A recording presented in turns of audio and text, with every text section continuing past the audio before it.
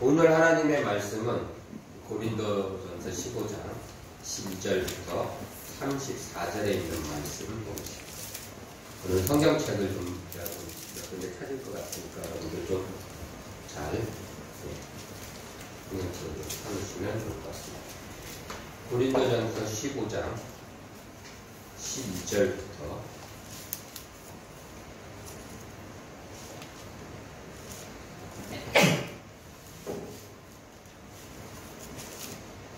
34절에 있는 말씀, 조금 긴데요.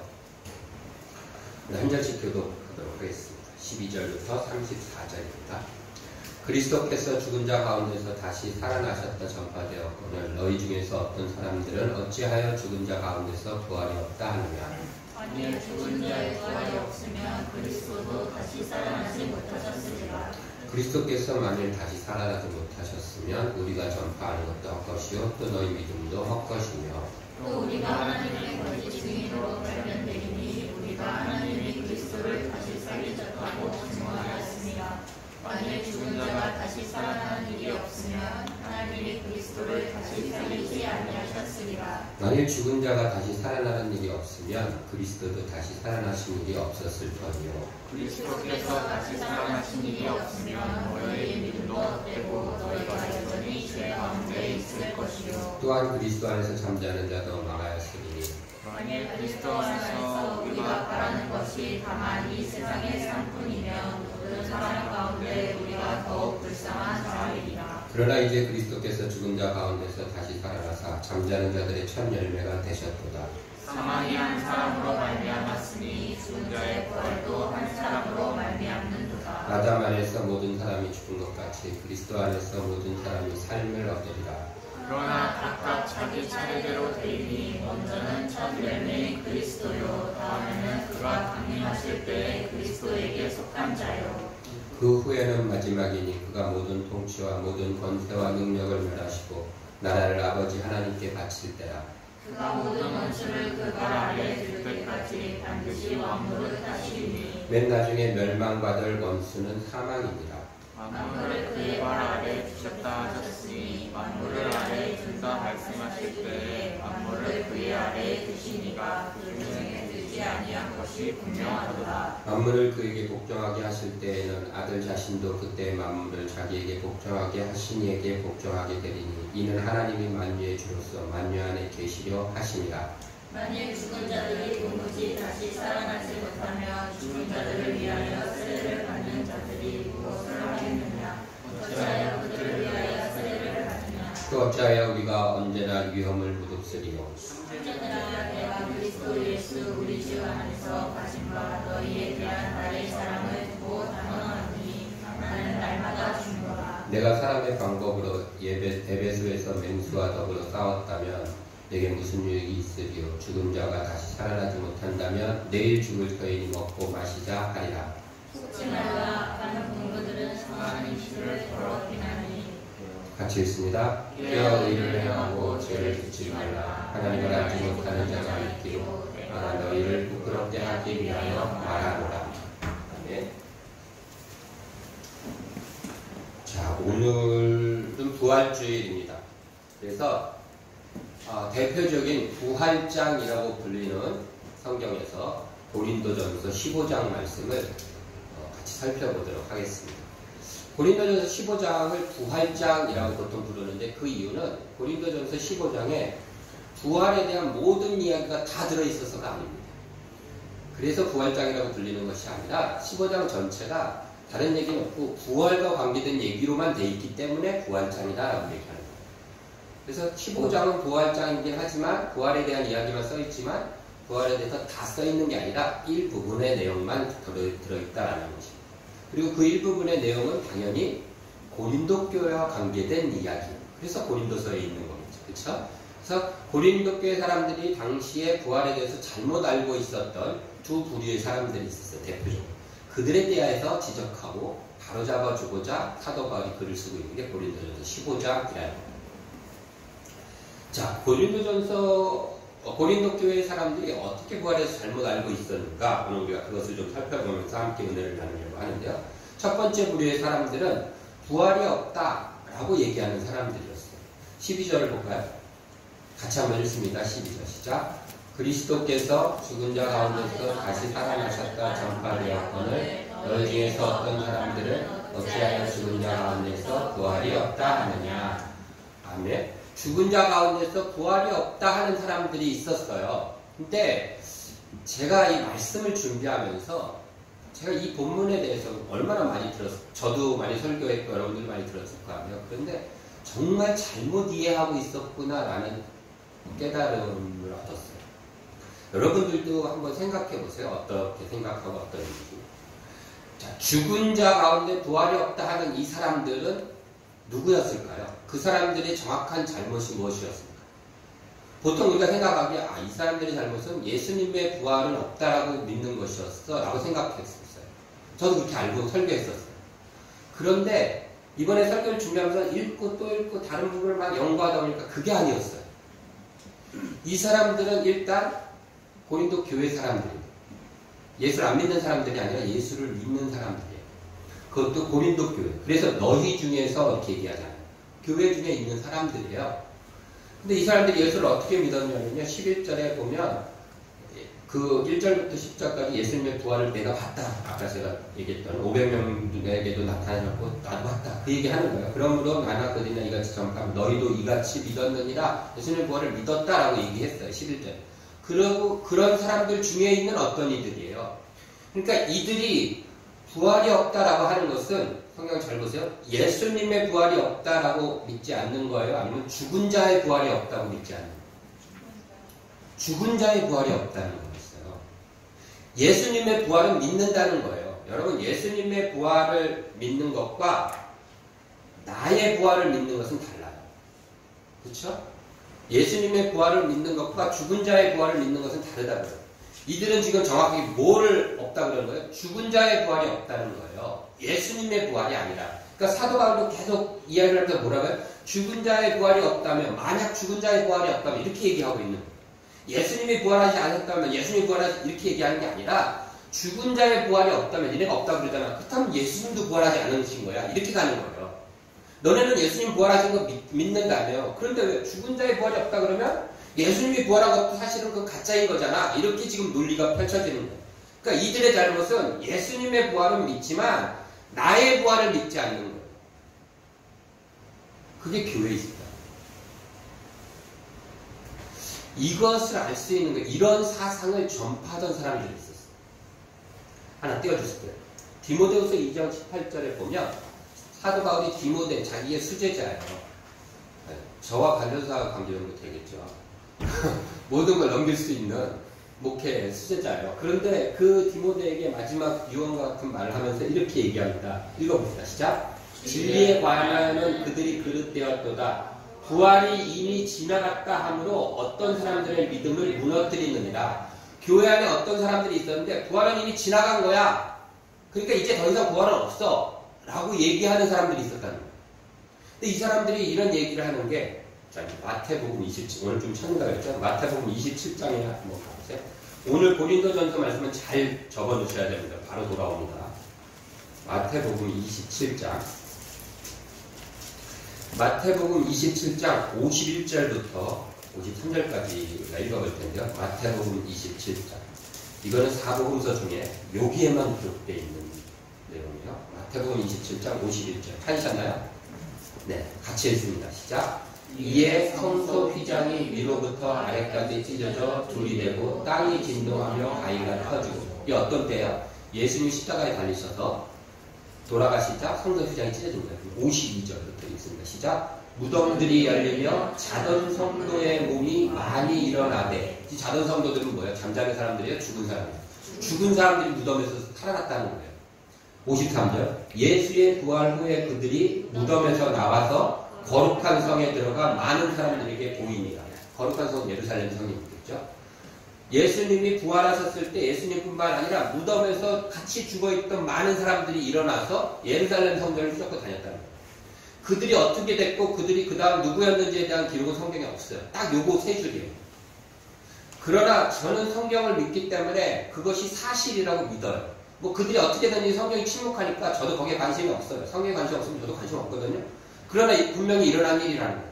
이걸 염두에 두고 이 이야기를 다시 한번 디모데후서를 보면 어떻게 해요? 그들이 이미 지나갔다라는 것은 그때 죽은 자의 부활로 끝났다는 거예요. 다 봤을 거니까 예루살렘 성에서. 그리고 이제 더 이상 죽은 자의 부활은 없어 라고 얘기하는, 그러니까 예수님이 부활하신 건 맞아, 하지만 지금 그 부활은 끝난 거야, 지나간 일이야 라고 가르치는 이들이 교회 안에 있었다는 거예요. 이 디모데가 어느 교회 소속 목회자죠? 에베소 교회, 요한계시록에 나와요. 거기에 있는 사람들이에요. 그러니까 이런 흐름이 성경 속에 있었다는 거예요. 그것이 고린도 교회도 당연히 있을 수 있어요. 여러분들은 예수님의 부활을 믿으십니까? 아멘. 여러분들이 부활한다는 사실을 믿으십니까? 믿으세요? 별로 대답이, 고개만 끄덕거리지 말고 말로 대답을 해주세요. 그래서 우리가 부활한다는 사실 믿으십니까? 부활한다는 거? 아멘? 예. 언제 하죠? 대답해보세요. 태국생 언제 해요? 우리 부활? 매일. 네? 매일이요.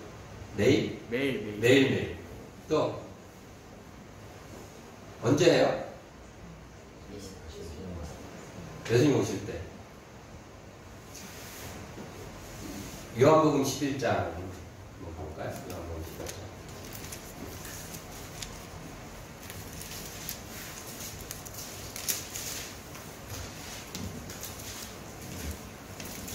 요한복음 11장에 아주 중요한 사건이 하나 기록되어져 있죠.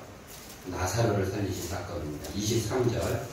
예수님께서 나사로를 살리러 가시고 그때 마중 나왔던 마르다를, 예수님의 누이였던 마르다를 보면서 이야기하십니다. 마르다가 주님이 계셨으면 우리 오빠가 안 죽었을 텐데요. 그랬더니 예수님이 하신 말씀이 23절. 예수께서 이르시되 내 오라비가 다시 살아나리라 그랬어요. 그랬더니 24절에 마르다가 이르되 마지막 날 부활 때에는 다시 살아날 줄을 내가 아나이다. 이 말을 들은 예수님께서 충족하셨나요? 뭔가 미진한 거예요. 그렇죠? 그가 알고 있는 그게 마지막 날 살아난다라는 것이. 그래서 예수님 얘기하십니다. 25절 예수께서 이르시되 나는 부활이요 생명이니 나를 믿는 자는 죽어도 살겠고 무릇 살아서 나를 믿는 자는 영원히 죽지 아니하리니 이것을 내가 믿느냐? 여기서 예수님이 하시려는 얘기는 뭐예요? 지금 예수님만 믿으면 죽어도 지금 살고 살아있으면 절대 안 죽어, 목이 잘려도 안 죽어, 이런 얘기예요? 아니에요. 태우선이 얘기한 것처럼 지금 현재 부활한다는 날마다, 지금 현재 이 이야기를 지금 예수님께서 마르다에게 하시면서 그 실제적인 증거로서 죽어있는 나사로를 실제로 그때 살리시는 거예요. 마지막 날에 살아나는 것이 아니라 네 눈에 보듯이 지금 살아나는 것이 내가 이야기하는 부활이고 너희가 믿는 부활이다. 그래서 부활은 당연히 예수님은 부활하신 거고 그건 너무나 명확한 사실이에요. 우리가 믿던 세상 사람들이 믿든 안 믿든 그건 그냥 사실이에요. 그러니까 논쟁할 필요가 없는 거예요. 그건. 우리가 부활한다는 것 역시 너무나 당연한 사실이다라는 거죠. 근데 어떻게 언제 하느냐? 바로 매일매일 지금 하고 있다라는 것을 우리가 알아요. 이게 중요한 포인트예요. 마지막 날에는 당연히 하죠. 하지만 그걸로 부족한 거예요. 지금 부활한다는 거예요. 그래서 나사로를 지금 살리신 거예요. 어차피 또 죽을 나사로이지만 지금 살리신 거예요. 사도 바울이 다 고린도서로 넘어오세요. 전서로. 우리가 읽은 본문 31절에 보면 사도 바울이 뭐라고 그러냐면 나는 날마다 죽노라라고 얘기해요. 그렇죠? 저는 처음에 이걸 읽을 때도 예전에 이렇게 생각해요. 나는 날마다 죽으니까 나는 날마다 죽어야지. 죽는다의 의미를 더 많이 줬어요. 매일매일 나를 죽이고 내 성질을 죽이고 내 기분을 죽이고 내 욕망을 죽이고 이랬는데 이게 아니에요. 사도 바울이 나는 날마다 죽노라라고 지금 쓰는 의도는 뭐예요? 나는 날마다 죽기 위해서는 어떻게 돼야 돼요? 날마다 부활해야 되는 거예요. 그러니까 나는 날마다 부활한다라는 얘기를 역설적으로 나는 날마다 죽노라라고 얘기하는 거예요, 지금. 그래서 바로 30절에 뭐라고 얘기하기 시작하면 또 어찌하여 우리가 언제나 유혐을 무릅쓰니 우리가 왜 언제나 유혐을 무릅쓰냐면 날마다 부활하기 때문에 날마다 나는 죽어도 괜찮아 다시 부활하기 때문에 유혐을 무릅쓸 수 있다라는 얘기예요.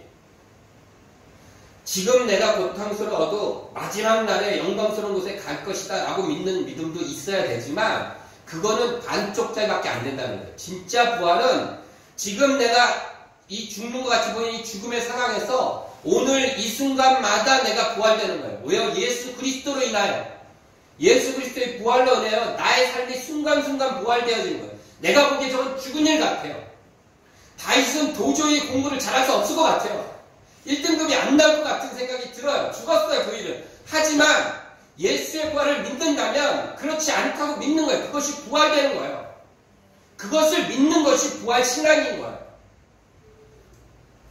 우리 이건사님 허리 아프고 병들고 기도 아무리 해도 안 들어주는 거니까 그 기도는 이미 죽은 기도 같아요. 끝난 것 같아요. 그러나 그렇지 않고 부활할 수 있다라고 믿는 거예요. 나사로가 죽었을 때 4일이 지났어요. 전부 다 냄새가 났단 말이에요. 그래서 모두가 포기했어요. 이제 죽었어요. 냄새나요. 끝났어요까지 간 다음에 살아나는 것이 부활인 거예요. 사람들 생각에는 하루 이틀 만에 오셨으면 얼마나 좋았을까라는 생각이 들었을 거라고. 그러나 모두가 포기할 때까지 가시는 거예요. 하나님은. 그리고 나서 살려내시는 거예요. 그 부활이 우리에게 오늘날 살아가는 날마다 있다라고 믿는 것이 부활신앙이다라는 거죠. 그것이 고린도 교회 사람들에게 없었던 것이고 잘못 알고 있었던 거예요. 사도 바울이 그것을 지적하는 거예요. 왜요? 이 부활신앙을 날마다 부활한다는 순간순간 살아난다는 이 소망이 있을 때 그들 때 예수 그리스도를 위하여 죽기까지 나아갈 수 있는 거예요. 세상에 얽매이지 않는 삶을 할 수 있는 거죠. 왜냐하면 이 부활신앙은 보이는 것만 바라보는 이 시선에서 보이지 않는 것을 보게 하는 눈이기 때문에 우리가 보이는 것만 보면 다 죽잖아요. 우리 눈에 보이는 건 다 죽는 거예요. 그러나 우리가 보이지 않는 세계에 있는 것들은 하나도 죽는 게 없어요. 다 살아요. 보이지 않는 세계에 있는 게 뭐예요? 하나님, 예수님, 거룩한 영혼들, 사랑, 보이지 않는 것들이에요. 이것은 영원해요. 근데 보이는 것들은 다 죽어요. 죽고 낡고 썩어져가고 녹슬어가는 것들밖에 없잖아요. 부활은 보이지 않는 세계를 바라보게 하는 눈이고 힘이다라는 거예요. 이걸 갖고 살아가는 것이 예수 그리스도의 사람들이고 부활을 믿는 사람들이다라는 것이죠. 그래서 사도 바울이 이런 얘기를 하는 겁니다. 우리가 읽은 본문을 보면 19절 만일 그리스도 안에서 우리가 바라는 것이 다만 이 세상의 삶뿐이면 모든 사람 가운데 우리가 더욱 불쌍한 자니라. 이 세상에 속한 삶뿐이 아니다. 눈에 보이는 세상뿐이 아니라는 거예요. 눈에 보이지 않는 세상을 믿는다는 것은 더불어 눈에 보이지 않는 세상이 내가 지금 살아가고 있는 눈에 보이는 세상을 움직이고 다스리고 그 눈에 보이지 않는 세상의 원리가 이 세상을 돌아가게 만든다라고 믿는 것이에요. 이 세상을 돌아가는 원리는 세상에 있는 돈과 권력과 힘과 능력, 스펙이 아니라 눈에 보이지 않는 세상에서 움직이는 하나님의 원리와 다스림과 통치가 눈에 보이는 이 세상을 다스리고 있고 그것을 살아가고 있는 나의 삶을 다스리고 있다라고 믿는 것이. 그것을 믿을 수 있고 그것을 바라볼 수 있는 것은 부활의 신앙을 갖고 있을 때만 보이는 것입니다. 그래서 이 예수님의 부활이 중요한 거예요. 그것을 증명한 것이 예수 그리스도의 부활이에요. 그것이 사실이라고 이야기하고 있는 것이 예수님이 살아나신 것을 보면 예수님이 하셨던 그 보이지 않는 세상의 모든 것들이 사실이다라고 믿을 수 있는 것이죠. 저 여러분들의 삶이 이렇게 부활의 소망을 갖고 살아났으면 좋겠어요. 살아날 것이라는 그 믿음을 다시 살리셨으면 좋겠어요. 그래서 이건 도저히 안 된다고 포기했던 것들, 지쳤을 때 그리스도인들은 그래서 결코 쓰러지지 않는 거예요. 네? 부활의 소망이 있어요. 마지막 날이 아니라 지금 당장 내일이라도 이 안 될 것 같은 실패했던 같은 일들이 다시 되어질 것이다라는 부활의 소망이 우리 속에 타올라져 있는 거예요. 그러니까 기도하는 거죠. 기도는 보이지 않는 세계가 있기 때문에 하는 것이고 그 원리가 이 땅을 움직이고 이 땅에 영향을 미친다는 걸 믿기 때문에 하는 것이 기도죠. 28절에 보면 하나님은 이 만유의 주로서 만유 안에 계시려 하십니다 라고 얘기합니다. 보이지 않는 곳에만 계시는 것이 아니라 이 만유를 움직이신다라는 거예요. 그래서 이것을 우리가 잊지 않고 부활신앙으로 나아가는 저 여러분 되었으면 좋겠습니다. 한 가지만 더 봅니다. 자, 아까 우리가 요한복음의 말씀을 봤는데 그 요한복음의 말에다가 그런 얘기를 했죠. 마지막 날은 다시 살겠습니다 얘기를 했어요. 여기에는 당시 유대적인 배경이 하나 있어요. 우리가 그냥 한 게 아니에요. 유대인들이 믿고 있는 신앙은 보통 세 종파로 나뉘죠. 기본적으로 사두개파라는 게 있었고 바리새파가 있었어요. 또 하나는 성경에는 기록되지 않지만 우리가 이제 많이 들었던 에세네파라고 있었어요. 세례 요한이나 이런 사람들이 속했죠. 왜냐하면 에세네파는 광야에서 생활하는 사람들이었어요. 그래서 거기에 속한 사람들이었어요. 예수님 당시에는 태어나지 않았는데 예수님이 이제 부활하신 다음에 조금 있다 태어난 아주 의미 있는 유대인이 있어요. 제사장의 가문에서 태어난 이 사람은 요세푸스라는 역사가예요. 사도 바울이 복음 전파를 한참 할 때 이 사람도 이제 막 삶을 살아가고 여러 가지를 막 쓰고 했던 사람입니다. 이 요세푸스라는 사람이 유대 전쟁사도 쓰고 여러 가지 것들을 기록했는데 이 사람이 이제 저희가 제사장의 가문이니까 종교에 대한 관심이 있죠. 세 종파가 있으니까 이 사람이 직접 들어가서 몇 년간 생활하면서 그 종파들을 알아봤어요. 이 중에 과연 어떤 종파가 가장 올바른가라는 것을 알기 위해서 그거를 기록으로 남겼어요. 그 기록은 굉장히 믿을만한 기록이겠죠. 그 기록 속에 바리새인에 대한 기록들이 있어요. 바리새인에 속해 있었으니까 제사장의 후손이면 사두개 쪽이잖아요, 이 사람은. 그런데 바리새인들에 대한 기록이 있어요. 근데 그 기록들 속에는 이 바리새인의 그냥 삶도 있지만 이제 그 부활관 이런 것에 대해서도 기록이 되어 있습니다. 그 바리새인들이 보통 전통을 많이 따랐다 이렇게 얘기하잖아요. 장로들의 유전이나 전통을 따른다 이렇게 얘기하셨어요, 예수님께서. 근데 이들이 따르는 이 전통과 유전은 구약 시대로부터 내려오는 이스라엘 전통과 유전이 아니에요. 그들이 철석같이 따랐던 전통과 유전은 이스라엘이 망하고 나서 페르시아의 지배를 받잖아요. 그 페르시아에서부터 연유된 그때 생겨난 전통이에요. 그게 이 바리새인이라는 종파가 생겨나기 200년 전이거든요. 그러니까 그 사람들한테는 조상들의 유전이 되죠. 200년 전 사람이니까. 그래서 그때 페르시아의 영향을 받았던 전통과 유전들이 있어요. 우리도 특별히 우리가 뭐 유교 안 해도 그냥 전통은 제사 지내고 이랬던 것들이 있잖아요. 습관들. 그것처럼 내려온 거일 수 있어요. 근데 이것을 거의 하나님의 율법과 동등하게 취급했던 것이 바리새인들이었어요. 그런데 그 전통에는 어떤 내용이 나오냐면요. 부활과 관계된 내용이 나와요. 바리새인들은 부활을 믿었어요. 사두개인은 없다 했고.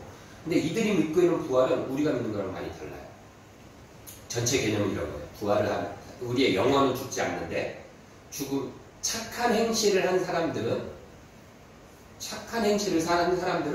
다른 육체로 부활한다라고 믿었어요. 나쁜 행실을 한 사람들은 영원히 감옥에 들어가서 벌을 받는다. 이렇게 생각했어요. 뭔가 비슷한 것 같으면서도 다르죠. 그 부활하는 조건이 뭐예요? 착한 행실에 있어요. 이 땅에서. 하나님의 은혜나 하나님을 믿는다거나 이런 게 아니라 얼마큼 선한 행실을 행했느냐에 있고 그런 다음에 부활을 어떻게 한다고요? 다른 육체로 태어난다. 약간 그 불교적인 느낌도 좀 나시죠? 이게 맞아요. 페르시아의 종교가 그랬어요.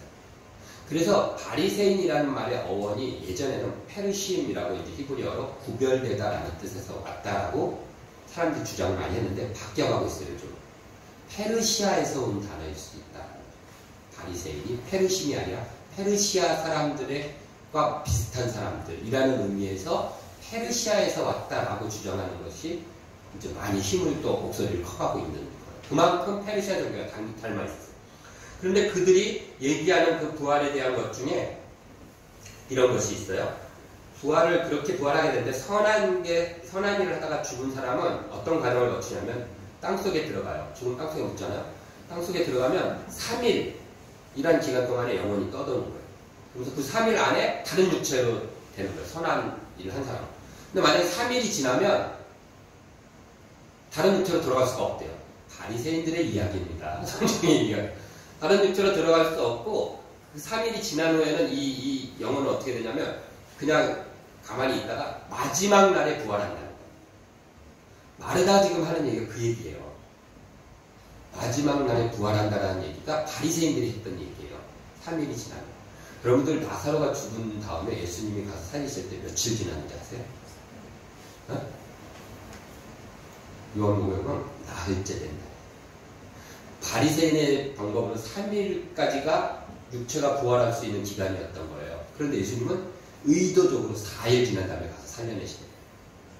그럼 4일. 그럼 이 얘기는 뭐예요?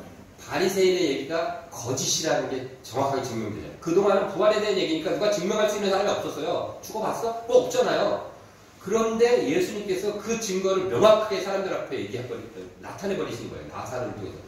그러니까 요한복음에 보면 재미있는 얘기가 하나 있는데, 요한복음 11장에 제가 읽어드립니다. 여러분 11장 펴보셔도 되고요. 요한복음 11장에 그 나사로를 살리신 다음에 자 39절에 보면 나흘이 되었으니 벌써 썩나이다. 나흘이 됐다는 얘기, 4일이 됐다는 얘기잖아요. 하루 이틀 사흘 나흘, 그렇죠? 그래서 마르다도 이미 자기가 알고 있는 그 바리새인들이 얘기했던 그 전통적으로 알았던 걸로는 3일이 지났기 때문에 이미 부활은 끝났어요. 그러니까 그 다음에 어떻게 되나? 마지막 날 부활할 것, 그 얘기를 예수님께 한 거예요. 그러고 나서 46절에 보니까 45절부터인 거예요. 마리아에게 와서 예수께서 하신 일을 본 많은, 누가 믿었대요? 유대인들이 그를 믿었대요. 바리새인 얘기를 듣던. 근데 재미있는 건 46절이에요. 그 중에 어떤 자는 바리새인들에게 가서 예수께서 하신 일을 알렸어요. 이게 뭐야? 가갖고, 아니, 당신들이 3일 동안 부활된다며. 근데 예수님이 4일 만에 살린 사람이 있어. 이러면서 알린 거예요. 그랬더니 바리새인이 어떻게 했어요? 예수를 그냥 줄까요? 안 줄까요? 뒤로 넘겨보세요. 53절. 이날부터는 그들이 예수를 죽이려고 모이하더라. 자신들의 부활관과 신앙적 논리가 완전히 깨진 거예요. 그러니까 어떻게 해요? 죽여야죠. 이렇게 되는 거예요. 그러니까 제가 이 요세푸스의 얘기를 막 꺼내셨던 이런 배경들을 알면서 보자라는 거죠. 그렇죠? 그러니까 마르다도 그 속에서 얘기한 거예요. 그러니까 예수님이 보기에 그게 시원찮은 거예요. 마지막 날 산다는 거는. 왜냐? 예수님이 알려주신 것은 그것이 아니기 때문이죠. 그런데 여기서 또 하나 우리가 주목해야 될 것이 바로 우리 두 번째 사건을 넘어가기 위해서 꺼냈는데요. 다른 육체로 태어난다. 마치 불교에서 말하는 윤회와 같은 그런 사상을 바리새인은 갖고 있었어요. 그러니까 바리새인의 부활감도 부활을 믿긴 했지만 잘못 믿은 거예요.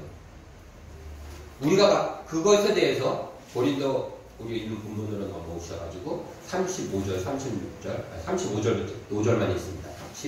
15장 35절 있습니다. 시작. 누가 묻기를 죽은 자들이 어떻게 다시 살아나며 어떠한 몸으로 오느냐 하리니. 이런 배경 속에서 이들을 보니까 좀 이해가 가죠. 왜 이런 질문을 사도 바울이 던지고 그들에게 지적을 하고 있는지. 그런 생각들 속에 있는 사람들한테, 그러니까 선하게 살았으면 다른 몸으로 들어간다는 거예요. 이것은 사람일 수도 있고 짐승일 수도 있겠죠. 다른 육체로 들어간다는 거예요. 그래서 쭉 이야기를 보면 39절에 사도 바울이 거기에 대한 이야기를 하는 거예요. 육체는 다 같은 육체가 아니니 하나는 사람의 육체고 하나는 짐승의 육체, 하나는 새의 육체. 왜 이런 얘기를 할까요? 다른 육체로 들어가는 게 있을 수 없다라는 거예요. 그러니까 이 얘기를 구별해서 하는 거예요. 그래서 하늘에 속한 형체도 있고 쭉 하다가 뭐라고 얘기하냐면 41절에 별과 별의 영광은 또 다르다는 거예요. 그러니까 사람과 사람의 영광은 다르고 해와 별이 다르고 별과 별도 다르다는 거죠. 사람과 짐승도 다르고 사람과 사람도 다르다는 거예요. 그러니까 그들이 알고 있었던 모든 부활에 대한 생각은 다 틀렸다라고 지금 사도 바울이 이야기하고 있는 이런 식으로. 그러니까 이런 얘기들이 쓰여져 있는 거예요.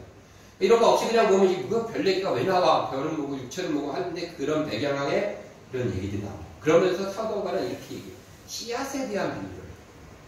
우리가 씨앗을 심을 때 장미꽃 씨앗을 심는다고 했을 때 장미꽃을 심어갖고 장미꽃이 나오는 게 아니잖아요. 씨앗을 심어요. 근데 이것이 장미꽃을 피는 거예요. 그쵸? 부활도 그렇다는 거예요. 사도 바울. 그래서 씨앗에 대한 이야기를 하고 있는 거예요. 지금 우리 몸이 씨앗인 거예요. 이것이 죽어서 썩으면 우리 몸이 태어나는데 장미꽃이 될수 우리가 지금은 어떻게 설명하거나 상상할 수 없지만 새로운 육체가 되는 거예요. 그것이 어떤 형태인지는 모르지만. 근데 이것이 내가 아니라 내가 죽어서 단전사 육체로 태어나고 이런 게 아니라 뭐 강아지가 되고 뭐 이런 게 아니라 분명히 내 자체예요. 씨앗이 나니까 나예요. 그런데 지금과는 다른 형태로 부활하게 된다. 이건 마지막 때 그걸 얘기하는 거겠죠. 우리의 삶 속에서 날마다 부활하는 것을 얘기하고 그 다음에 마지막 부활에 대해서 또 질문하니까 그 대답을 하는 거예요. 여기서 중요한 것은 씨앗이에요. 저와 여러분 속에는 예수의 씨앗이 있어요. 예수 그리스도의 생명의 씨앗이 있어요. 그걸 어떻게 알 수 있느냐? 어떻게 알 수 있을까요? 저는 이거 같아요. 베드로전가? 읽어볼까요? 시작. 예수를 너희가 보지 못하였으나 사랑하는도다. 이제도 보지 못하는 믿고 말할 수 없는 영광스러운 즐거움으로 기뻐하다. 저와 같아요. 우린 예수님을 본 적이 없어요. 그런데 사랑해요. 여러분들 예수님 빼고 본 적도 없는 누군가를 사랑하는 적 있어요? 그럴 수 있을까요? 우리가 보지도 않았는데 믿고 보지도 않았는데 사랑해요. 이건 놀라운 기적이에요. 그것뿐만 아니라 보지도 않았는데도 불구하고 막 즐거워하고 기뻐하고, 제가 아까도 예수님 부활합니다 이거 반대해서 막 오늘 오바해가지고 막 처음부터 빠르게 부르고 하예요. 왜 그러죠? 우리 속에 예수의 씨앗이 있기 때문에. 어디 있어요? 생각하지 마세요. 내 마음속에 그래 내가 예수님들도 예수님 하면은 이 세상에 어떤 것보다 내가 특별히 생각하지. 생각하는 만큼 내가 예수님께 헌신을 못하더라도 내 속에 그런 마음은 있지 하면 씨앗이 있는 거예요. 여러분 유정란과 무정란이라고 있습니다. 얘기 마치려고요. 유정란과 무정란의 차이는 겉으로 보기에는 없어요. 구별을 못해요. 일반인들. 기술자들도 잘 구별을 못한대요. 그리고 영양학적으로 분석을 해도 단백질이고 영양분이고 거의 똑같아요. 차이가 없어요. 가격만 차이 나요. 괜히 유정란 그러면 비싸다고 생각해요. 비싸게들 사서 그래. 그건 인간의 생각이 알 자체의 잘못이 아니에요. 그런데 이것이 차이를 나타낼 수 있는 것은요. 이 두 개를 닭이 품으면, 닭이 21일을 품으면 유정란은 병아리가 돼요. 무정란은 썩어버려요. 거기서 차이가 나요. 왜냐면 따뜻한 데 있으니까. 무정란은 폭삭 썩어버려요. 근데 유정란은 그 속에 생명의 씨앗이 있으니까 병아리가 돼요. 우리도 마찬가지예요. 우리 속에 예수의 씨앗이 있어요. 그 우리를 하나님이 품으시면 달라질 거예요. 보기에는 똑같아 보여요. 세상 사람들이나 우리들이나 똑같아 보이지만 우리 속에 예수의 씨앗이 있으면 하나님께서 그런 우리를 품으시면 그러면 우리에게 놀라운 변화가 일어납니다. 그렇죠? 달걀이 병아리로 바뀌는 것처럼 엄청난 부활과 영광의 변화들이 승리들이 일어난다. 그래서 부활은 현재의 삶을 포기하는 것이 아니라 현재의 삶에서 승리하고 기뻐하고 감사하는 것입니다. 우리 57절과 58절 마지막 두 절 읽고 마치겠습니다. 읽어봅시다. 우리들은 10은 시작.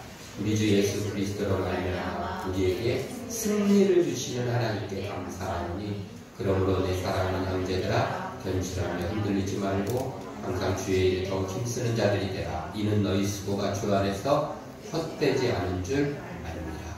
아멘. 그래서 바울이 부활에 대한 이야기를 하면서 승리를 주시는 하나님께 감사한다라고 말하는 것입니다. 그래서 부활은 죽음이 아니라 승리에 대한 이야기입니다. 부활은 포기하는 것이, 현재의 삶을 포기하는 것이 아니라 현재의 삶 속에서 다시 일어나고 다시 전진하며 다시 승리에 나아가는, 다시 기대하고 꿈꾸고 우리가 이미 포기했던 것들을 다시 잡아내서 부활시켜서 저와 여러분들의 삶 속에서 다시 놀라운 부활의 영광들이 일어나기를 예수 이름으로 축원합니다. 기도합니다. 하나님, 오늘은 부활주일입니다. 예수 그리스도의 부활만큼 우리의 부활도 사실임을 믿습니다. 그리고 우리의 부활이 날마다 일어나고 있으며 우리는 그것을 믿기에 오늘도 날마다 죽음을 향하여 두렵지 않고 나아갈 수 있고 다시 한번 그리스도를 바라보며 보이지 않는 세계를 향하여 기도하며 다시 한번 일어설 수 있습니다. 주님, 우리와 함께 하시고 우리의 능력과 힘이 되어 주옵소서. 예수님의 부활에 감사드리며 예수님의 이름으로 기도드립니다. 아멘.